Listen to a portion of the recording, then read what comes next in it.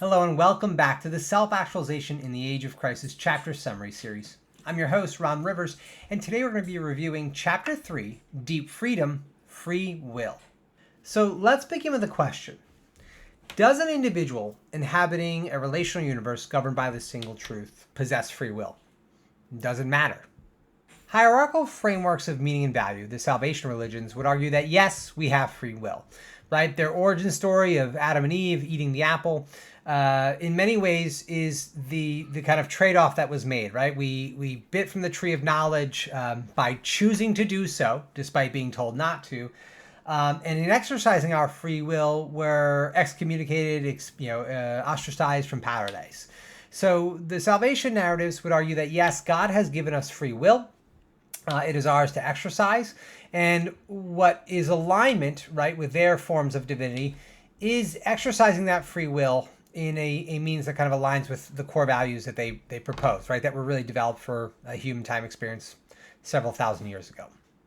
The Buddhists would not be as certain. So specifically, the Buddha rejected the idea of free will because he rightfully identified that the human being can never escape some of the internalities and externalities that impact their experience.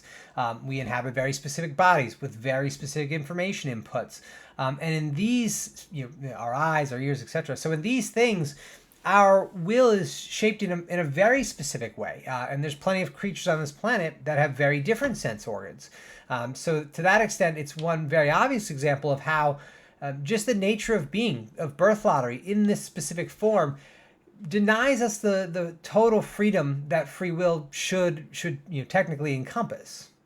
Now, modern science is kind of mixed on it. There are some scientists who argue that we can't possibly have free will. So, for example, modern neuroscience understands that the neurons in our brain fire before we think to do something. So what I mean by that is, if I want to pick up this cup of water, well before I've actually reached my hand out when I've said, oh, I want that water, the neurons in my brain are actively firing to trigger that response.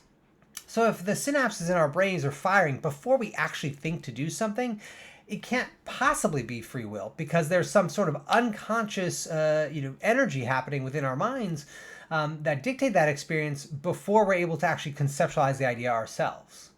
Now, there's also panpsychism, which argues that everything is consciousness in a specific degree and frequency, and intelligence is the core element of the universe. I think that's very much in line with the relational universe concept. And even there's Professor David Hoffman, who just recently published a paper I read that argues that consciousness arises from the specific configuration of particles within a moment, which further lends credence to the relational universe governed by the single truth. Now, in the panpsychist viewpoint, our actions are always in relation to our circumstances. So to that extent, we both have free will, we can act within those circumstances, but at the same time, we do not have free will, right? Because everything we do is in relation to the other, is in relation to the outside. So we can never truly have free will because there's so many circumstances that influence our thoughts, our beings, our action, that the true idea of genuinely being free to direct ourselves throughout the universe is an impossibility. I think in many ways the self-actualizer has like a combination of the Buddhist philosophy and the panpsychist philosophy, because those philosophies most accurately represent the nature of being as we understand it in our material reality, as well as our experience of just being fractional observers within an informational universe.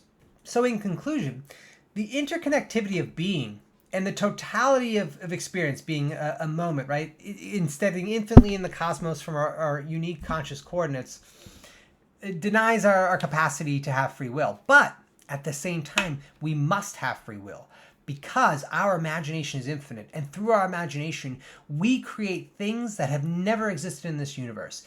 So by the alignment of the two observable infinities, right, our imagination and the universe itself, we exercise free will in the moment.